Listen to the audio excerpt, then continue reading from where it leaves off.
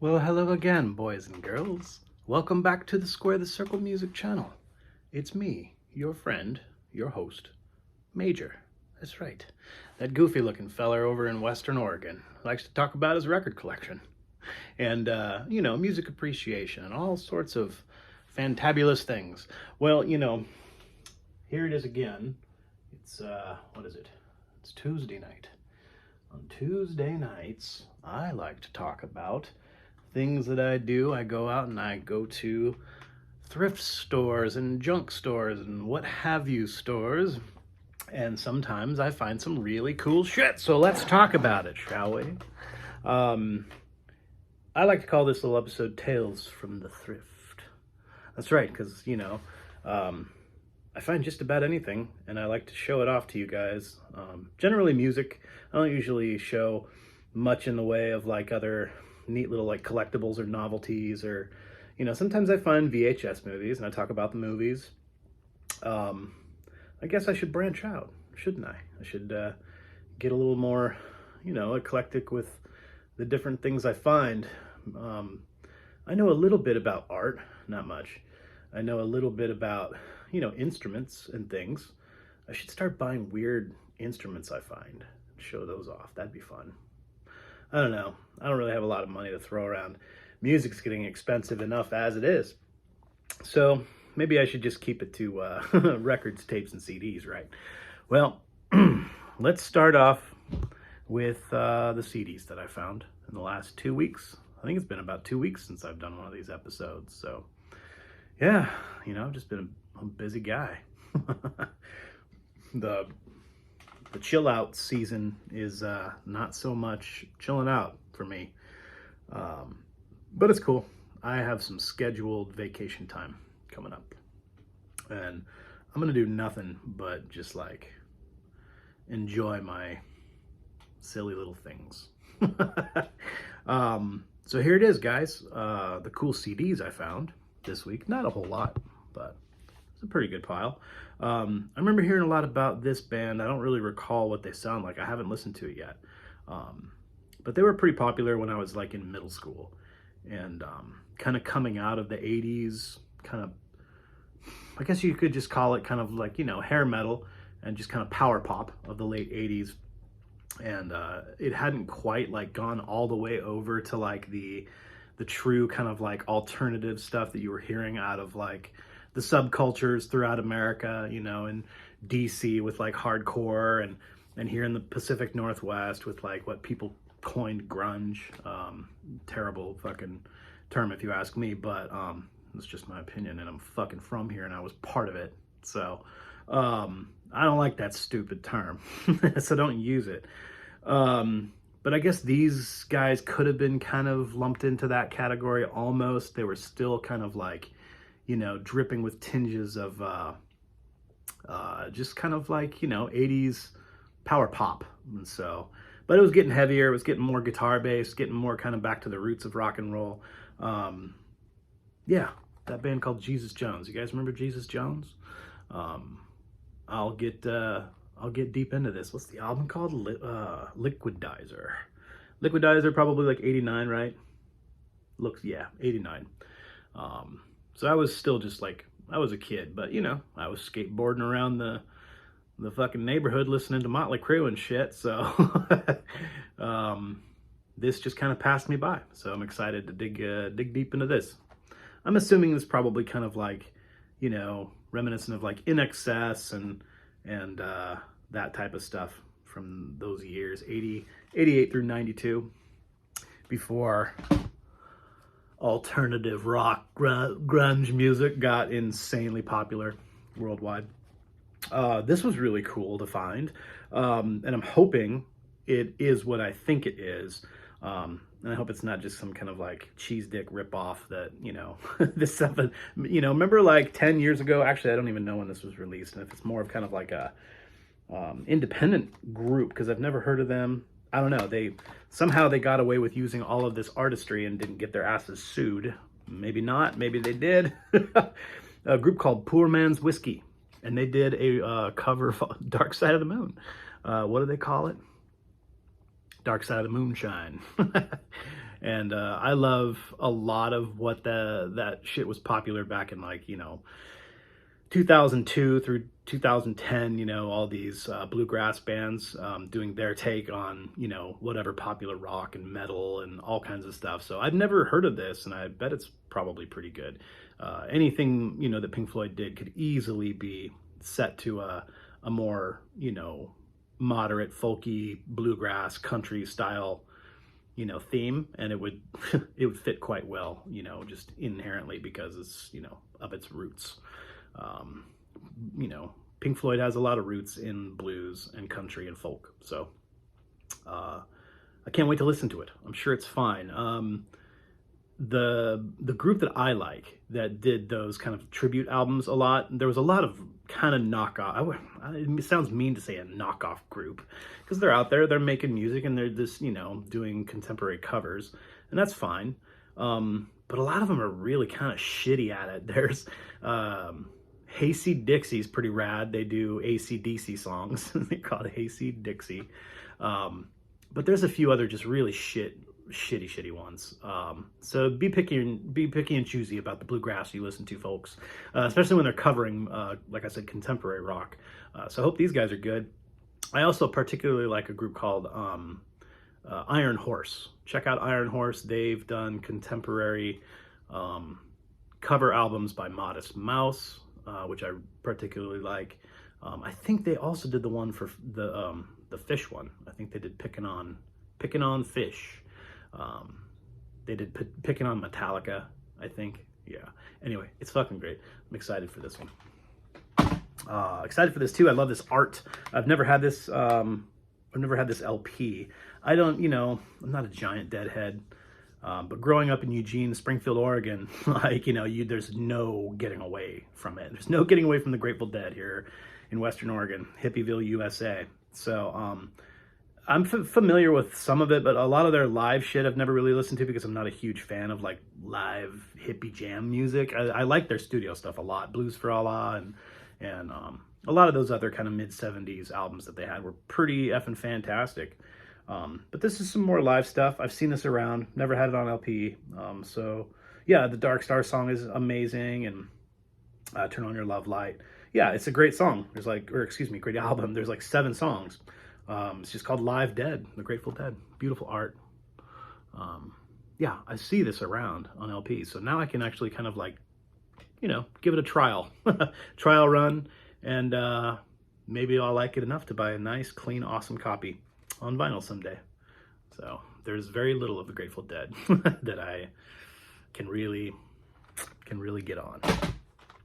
Okay, well, last CD I got, this is kind of, you know, I often, you know, go against my own kind of, you know, crazy epithets and the things that I bitch about, and you know, the amount of shade I throw at some artists simply because, like, more or less I feel weird and I feel like a black sheep, because sometimes I feel like the only person that doesn't like that group, you know what I mean? And it just like makes me feel like a weirdo and an outsider sometimes.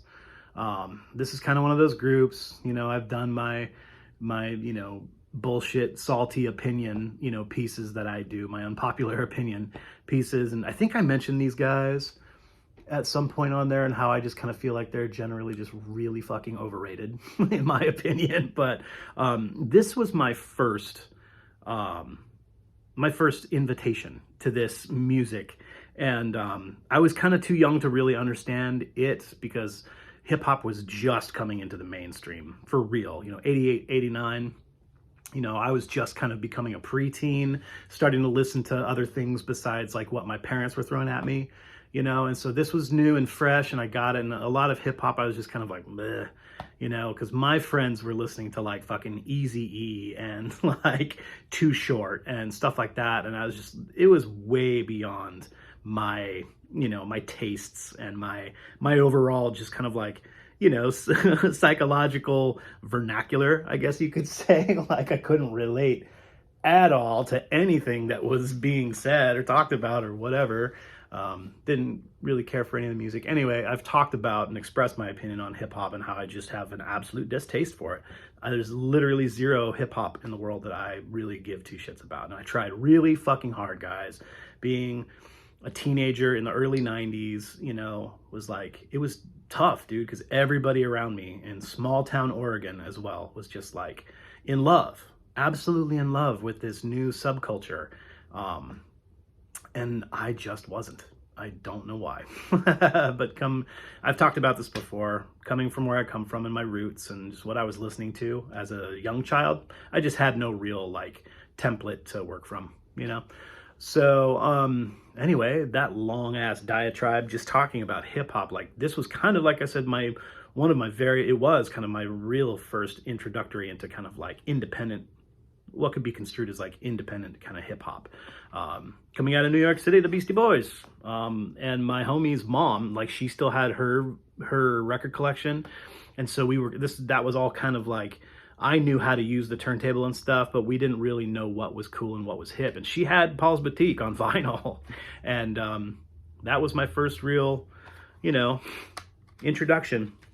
This and Check Your Head, you know, are the two I'll put on and I'll kind of like, I'll reminisce. I'll kind of be like, all right, this is kind of fun, I guess, to listen to, but this is kind of the beginning and end, really, for me when it comes to hip hop. Paul's Boutique, like I said, Check Your Head. A few other, you know, fun kind of like pseudo gangster, you know, West Coast rap that, like, you know, Snoop Dogg was kind of the shit. Snoop Dogg's still the shit. Dr. Dre and Snoop, you know, were kind of the shit. And I was kind of into it in 1991, you know, but not really. Paul's Boutique was really cool. What does this have? Doesn't this have looking down the barrel of a gun, son of a bitch, getting paid, getting rich. That fucking song is pretty cool. I think that's on this album. So yeah, I'll give it a listen again. It'll be fun. Got me some B-boys. All right, guys. Well, that's all the CDs I got. Not a huge pile this time, but some real winners, if you ask me. Some real winners. Yeah, for $1 a piece. Can't turn that stuff away. Okay, I'm too excited about this, so I'm just going to show this in the middle rather than save it for the end. But now I'm I kind of shot myself in the foot a little bit. Because when it comes to tech over here, like, you know, I'm not incredibly savvy. I think if you guys are at all interested in how, you know, what I'm operating here, you can scroll down like maybe like 6 months ago. I posted a video. It was a belated introductory video. I just talked about myself, which I kind of always do. Sorry, boring. Talked about myself, who I am, what I like, why I like it, and then I talked about my setup. And I did kind of like a rig rundown, so to speak. So I just like, as far as my basics go, you know, turntable and, you know, receiver, like I don't really have much more going on down here. I did score recently a really sweet fucking Denon CD player that I hooked in. That's what these two small speakers are here, is a CD player, so I don't have to fuck with everything else. And if I want to just listen to a CD, it's Bluetooth capable. I got it for free from work. So it's like a $500 Denon CD player. So sweet. That's what I use for my CD player, but I just have a cheapo, like $20 tape deck, you know, that I can use to record and make mixtapes for people and shit. It doesn't sound fantastic, and I've never really thought it needed to. I've never gotten any deeper than that. I'm not going to try to get into like reel-to-reel or anything like that, because I am certainly not savvy enough, and I just don't have that kind of money. That's just I just like to have, you know, music. I'm more of a music guy and less of a tech guy.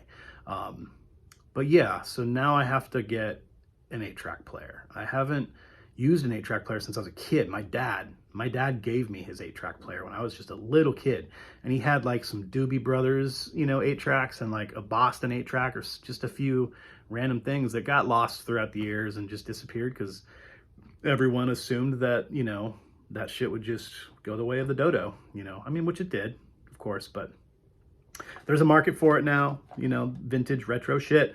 And I just bought an 8-track tape, my first, modern day 8-track tape.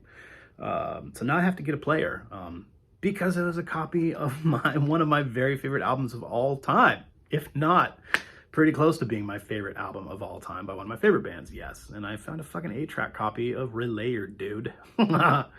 So now I gotta get an 8-track player. It's really cool how they split it up here and how it works, just because it's like they put, of course, Gates of Delirium is on. Oh no, dude, Gates of Delirium spans the first 3 tracks, all of track 1 and 2, and then track 3, the last like probably 3 minutes of track 3, it goes and bleeds into the Sound Chaser song, and then half of Sound Chasers remains on the 4th track, and then To Be Over, which is bizarre because that doesn't make any sense, because To Be Over is supposed to be at the end. That's the outro to Gates of Delirium. Oh, I just realized this doesn't have the 3rd track. What is it? Do do do do do do do dum ba da dun dun dun da. Fuck me. What is the 3rd track on Relayer, guys? The closing track. I feel so stupid right now. It's my favorite. No, To Be Over is the final track.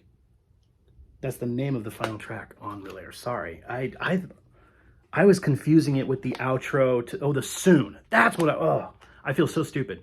I was confusing To Be Over with like the Soon outro at the end of Gates of Delirium. Okay, no, so this is on track with the way it's supposed to be. I was just having like a fucking like aneurysm there for a moment, because I thought that they rearranged the tracks on the album on this 8-track. Bizarre. Anyway, sorry about that weird little fucking.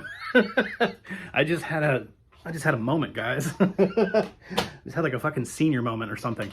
Anyway, I'm really, really excited about having one of my very favorite Yes albums on 8-track now. So now I have to buy an 8-track player. Yeah, and it's in like mint condition too. I could sell this on Discogs for $10. All right. I know you guys want to see my LPs. I'll just get into my LPs here. Pardon me while I have a drink of my Polar Bubble drink. Ginger Lime Mule. It's delicious. Okay. Neat stack of bullshit from the secondhand stores. I also got some stuff from the record store. Brand new, secondhand. Trade credits because of the fun little, like, 3rd job, 4th job, horse trading deal I got with the record store. So, no, I'm down to like only like 2 jobs. I'm actually thinking about getting an actual 2nd job, like a real job. Gotta pay them bills, man.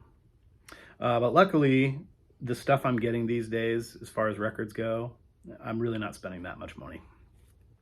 So, yeah, this one was cool.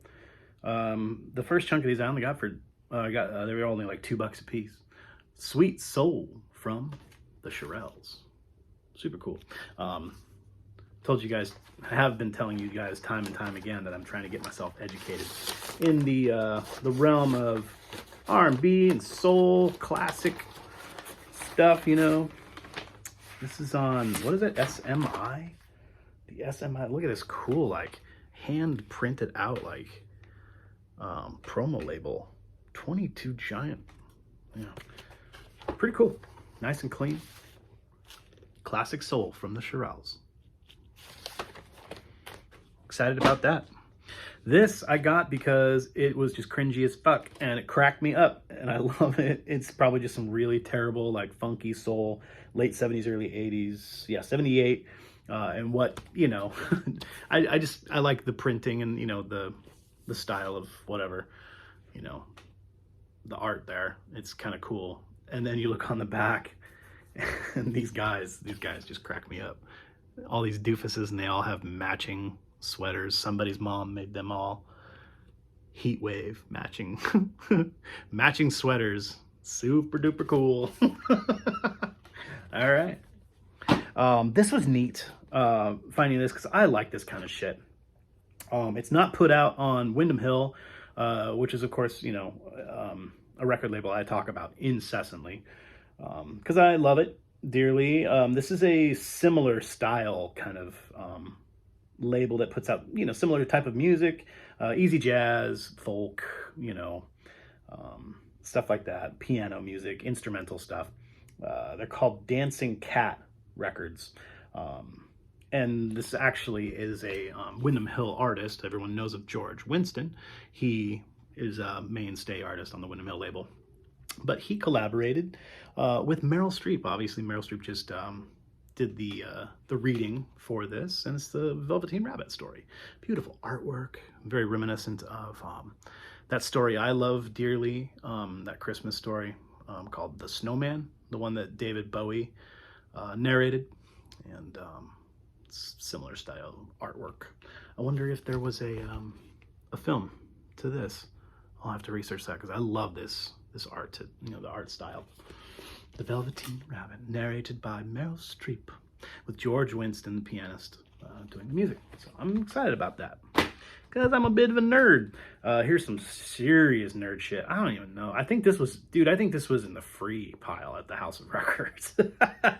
Why I decided to take it home with me, I'm not really sure, but probably just because it's fun to show you guys weird shit, but I haven't listened to it yet.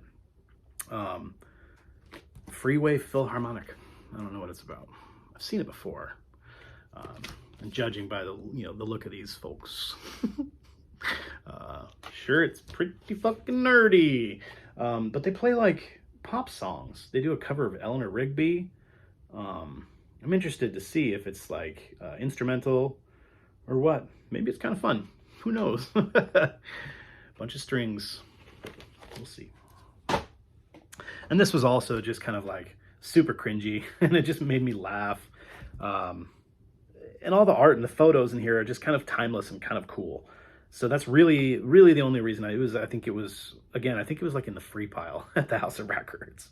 And just seeing it just reminds me of that, you know, that epic, just classic album cover that Jimi Hendrix did for, which one was it for?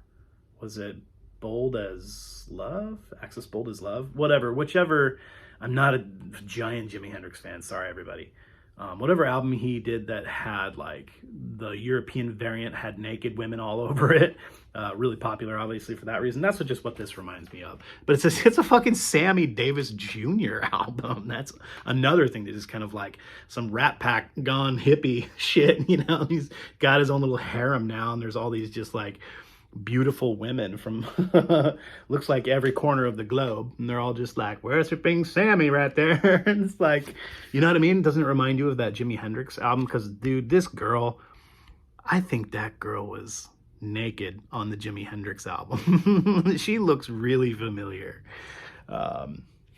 Anyway, yeah, really cool. Just like I said, all the photography and all this shit in here, it's just like, it was intriguing to me. And so I'm gonna probably spin it a few times. It's clean. Everything I got here is just clean as a fucking whistle, so it'd be fun to experience that for an afternoon. Another one I bought just because it's neat art. I don't know, some stuff that I'm not incredibly familiar with, but just fun. It's called Juicy Giants. You know, it's got the British pound 49 on it there. I love this cool, like, Fly in the Cube logo. Just some British compilation. Some, you know, Cube Records. Juicy Giants. And it's like all like Joe Cocker, T-Rex.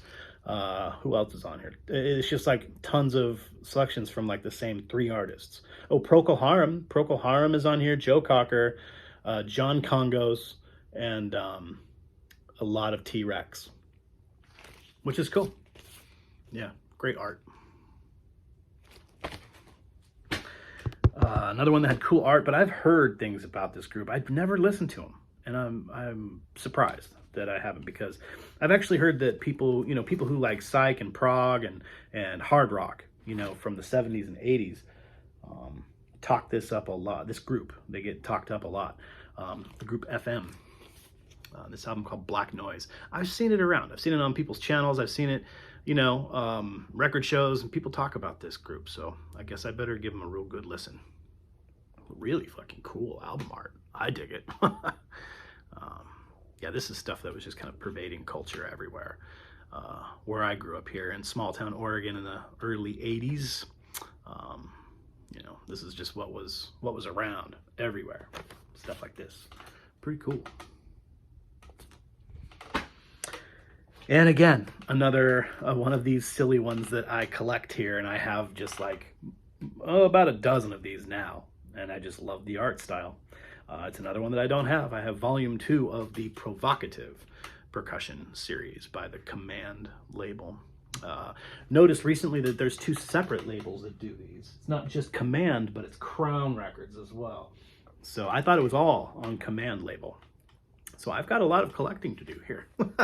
I'm having fun collecting these because I love the sheen on them. I love the music too. I listen to the music. It's just all kinds of fantastic symphonic, percussion shit, because I grew up playing the drums. I consider myself a bit of a percussionist, I guess you could say. And they're just really neat to me. I love the art stylings, so I collect all those.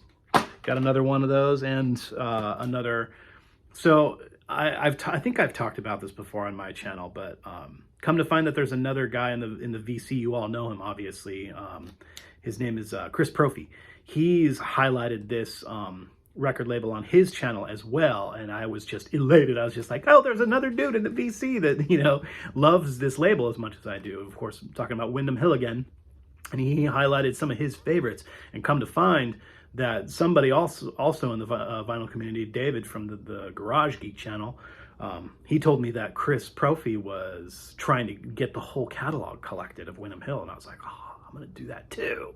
Not really as a copycat, because I already had like an inkling to do that years ago. I've been collecting Windham Hill records for decades. I got a bunch from my mother. Like, been listening to Windham Hill since I was a very young child. So I love the label, and I have dozens of them. I'm literally like almost halfway there.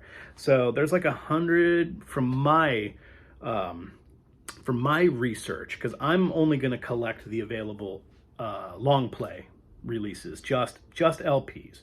Because in their catalog, just strictly Windham Hill releases. They stopped releasing stuff in LP format in 1991. Their final catalog release in vinyl format was, I don't remember specifically what artist and everything, but it was in 91, I believe. I think it was actually a William Ackerman album, one of his like summertime music or something like that. But there's 107 releases. But the last 10 to the last 12 of those were on only CD release. And I'm just not interested in that. I just want LPs, because I love the art and I love having like the big, presentation about it. But anyway, guys, sorry, long-winded, whatever. Stay tuned while I try to, best myself. And I'm going to try to get the whole Windham Hill catalog. And I'll give you a quick update in an episode here pretty soon. But I'm like close to probably halfway there, to tell you the honest truth. Maybe even more. I think I have somewhere in the realm of 55 to 60 of them now, out of what is about 100. And I'll give you a final count and my explanation in an episode someday for any of you nerds who like Windham Hill. This one, I can't even pronounce it. Chiaroscuro. I don't know what fucking language that is. I don't know how to say it, but it's fucking cool. I love that photo. Daryl Unger has put out a lot of albums on Windham Hill. I think he's got at least probably 2 others solo records, but this one's with a man named Mike Marshall as well, and they just kill it. Super fucking cool nerd music. So yeah, excited about this one. I've already listened to it. It's fantastic. Got some more cringe. I couldn't turn this away though for $5. $5 in the junk store bin. I think it was like St. Vincent de Paul. It was in the glass case. You know, they put some LPs that they know are worth a little more in the glass case, but it was still only $4.99 because, you know, the cover's pretty fucked up. But I don't really care about that. That's really actually not even that bad, you know.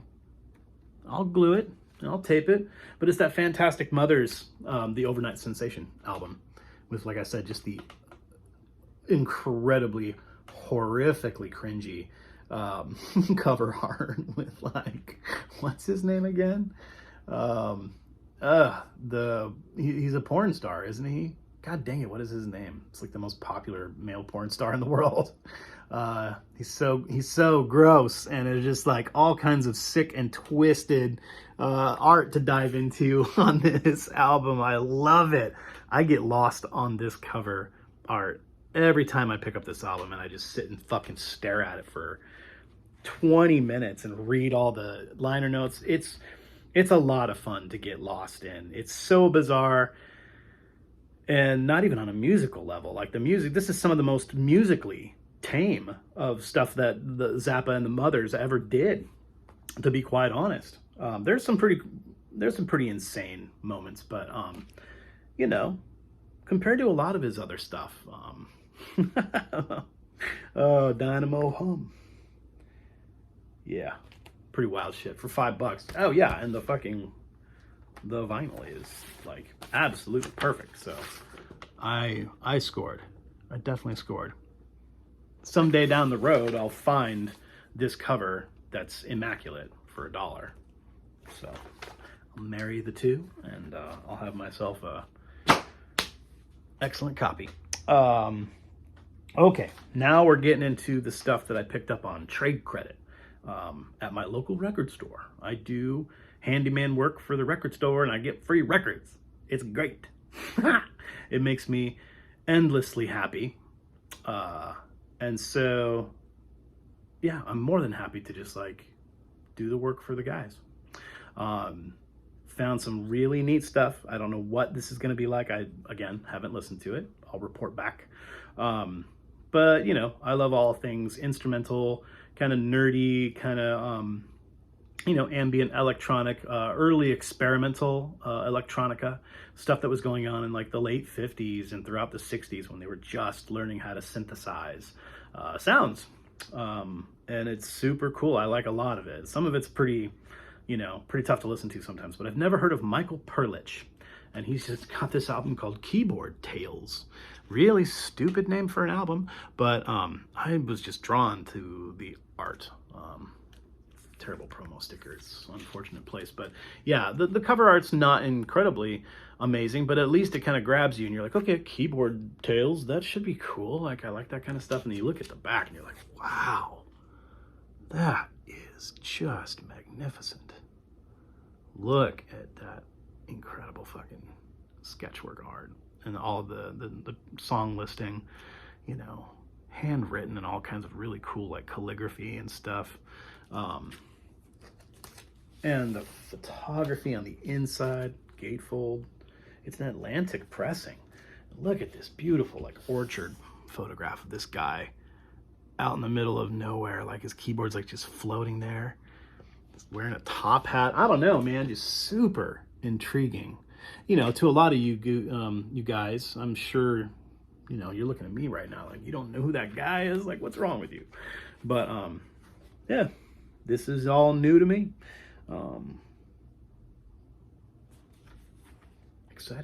Excited for that.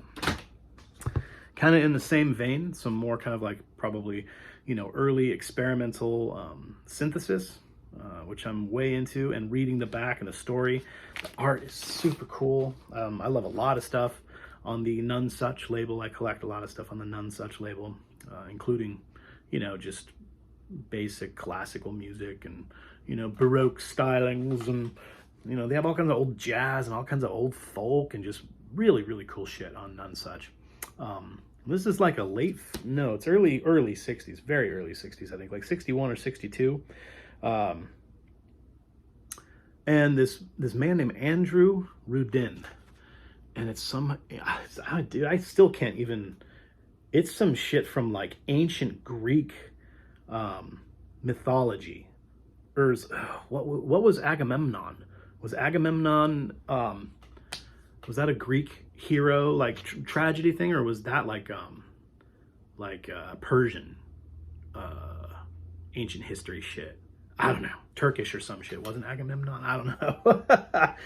But the tragedia, it's something to do with some sort of really cool like ancient tragedy,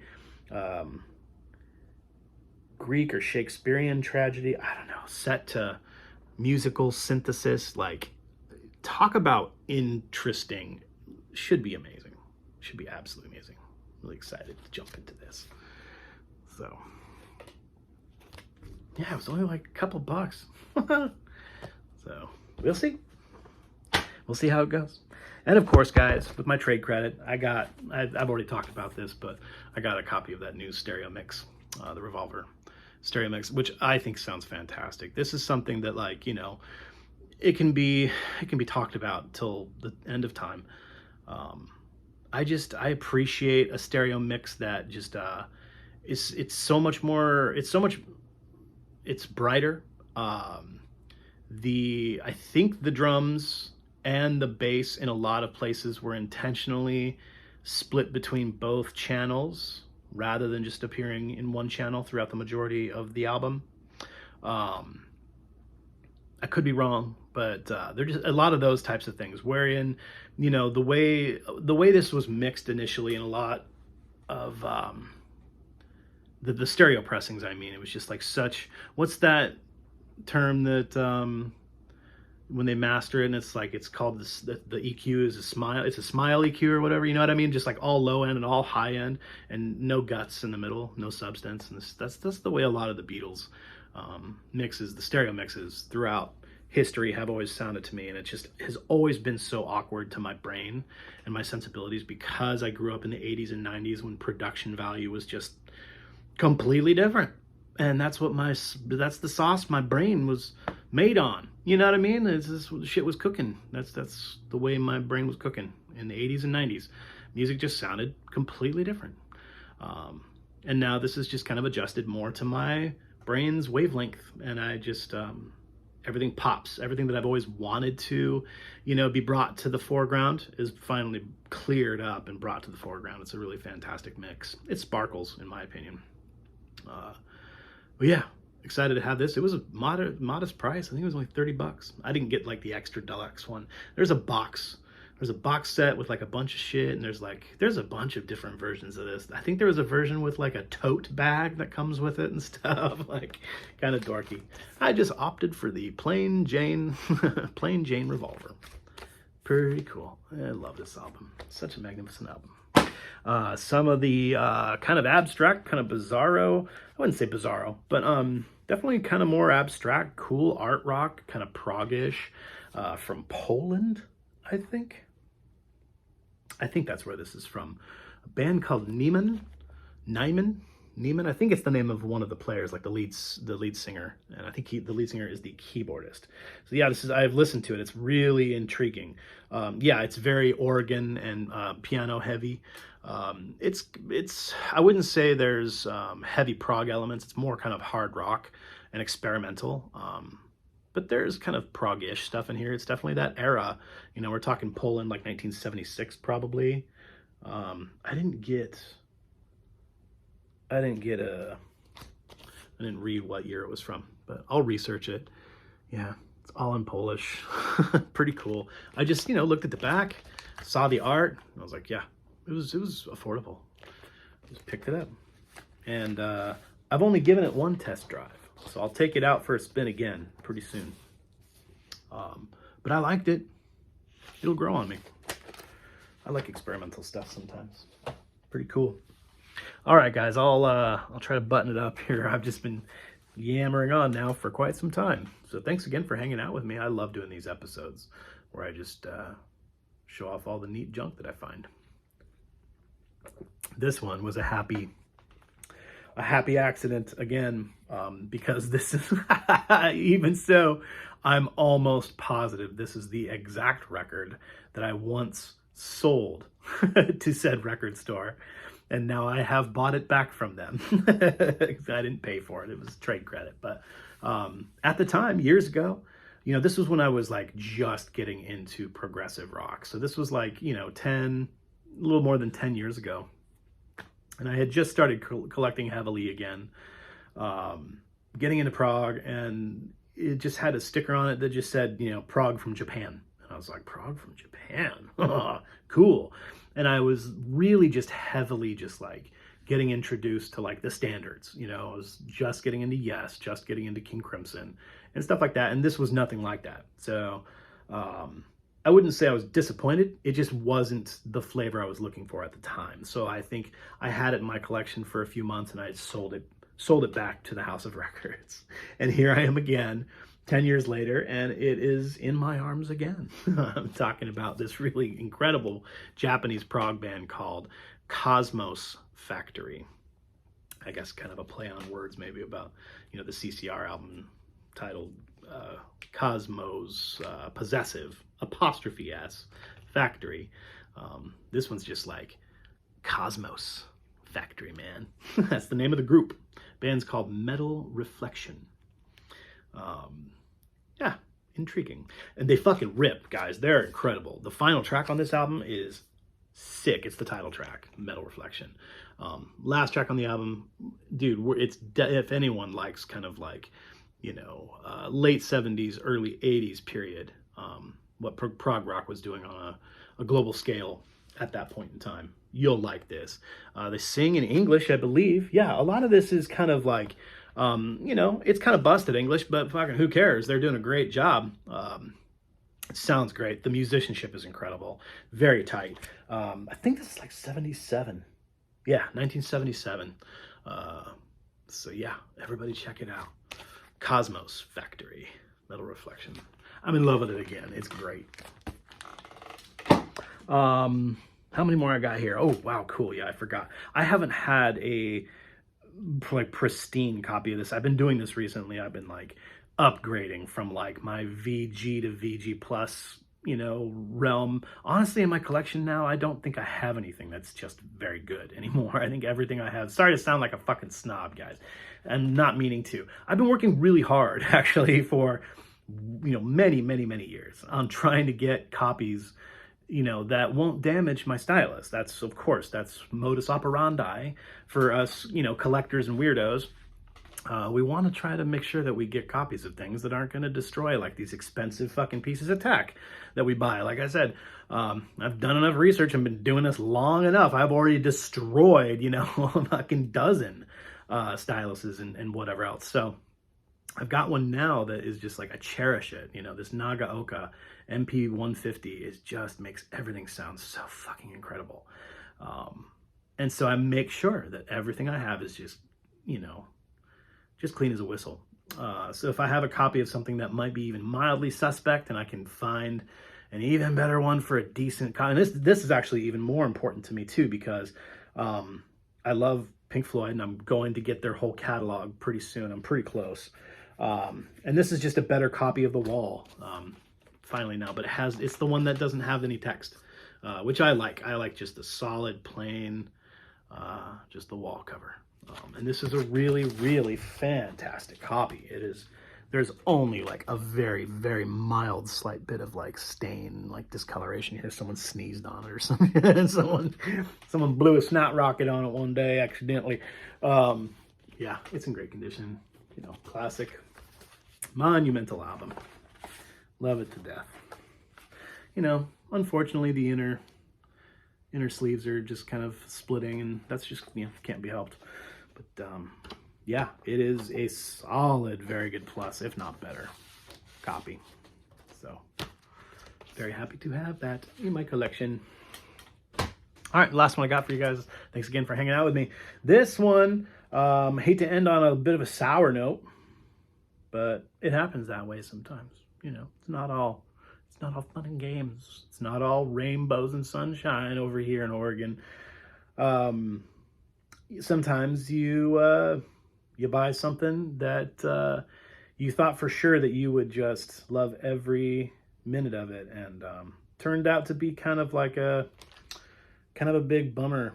I would say the B side. It's a B side album to me. But when you spend this much, I mean, it was trade credit, so I'm not. I would feel a lot different if I just spent real money on this. But I'm not kicking myself too hard because, like I said, the B side, that was what I found the album just by searching. It was on I found it on one of my Pandora stations. You know what I mean? And I had already heard of this guy, and he's been in many other groups throughout the early part of his career before he turned into strictly a film composer. Who did he play with? He was in the Yellow Magic Orchestra. I'm talking about Harwami Hosono, the Japanese. Like I said, he was once a pop artist. Now he's been doing music for film. This is his album, just called Music for Films, right? 2020 through 2021. It was actually just released this year, I believe. Was it this year? No, it was last year, sorry. But the whole A side is just, it's a bit of a disappointment for me. Kind of bummed. Because I just thought for sure this, and ironically enough, did I keep the hype sticker? It came with a hype sticker on the outer sleeve thing that it was sold in, and it said a double LP by Japanese's most blah blah blah blah blah, Japan's whatever, and it's not a fucking double LP. That's another reason why I got it. It was $75, guys. This shit was $75. Oh, I had a trade credit, so I didn't lose any money, but hard to get a hold of. It's an import. It's straight from Japan. You can't find this anywhere else. It's pretty uncommon. And I can understand the $75 price tag, but then to have a sticker on it that is kind of a bit of a false advertising problem. It said, it's straight up, I swear to God, guys, it said on it, a double LP by Japan's most prolific, whatever, and then I didn't bother. When you look on the back, it kind of looks like it's probably a double LP, but it's not. And the entire A side, basically, the last track on the A side called Gravity, actually Indigo's pretty rad too. It's a two-parter. The Indigo two-parter, and then the final track on the A side, Gravity, is pretty, kind of more similar to what I'm looking for when I buy records like this. His ambient stylings, his instrumental ambient, atmospheric scenescape type of music, which he's really great at. And the B-side is riddled with those types of themes, which is great, but so super unfortunate when you think you're getting a double LP, which happens to only be a single LP, and in which only half of the goddamn album, one side, is really anything that, suits your tastes. Kind of a bummer, but whatever. The B-side of this album is pretty friggin' rad. So don't rush out and spend 75 shekels on this thing too fast, guys. If you get it for trade credit, it's worth picking up if you like the B-side. Anyway, anything else by this man, Hosono, check it out, guys. It's really great. I almost threw that thing at you. But I'm happy to have it in my collection. I'll get some time from that. Feel good about it. So that's all I got for you guys. Thanks for hanging out with me, and maybe we'll try to, drum up a little bit more creativity out of these episodes I'm giving you here. I'll whip up some neat lists, talk to you about my bullshit opinion, or, we'll make fun of something else. I don't know. I'll find something. All right, guys. Peace out.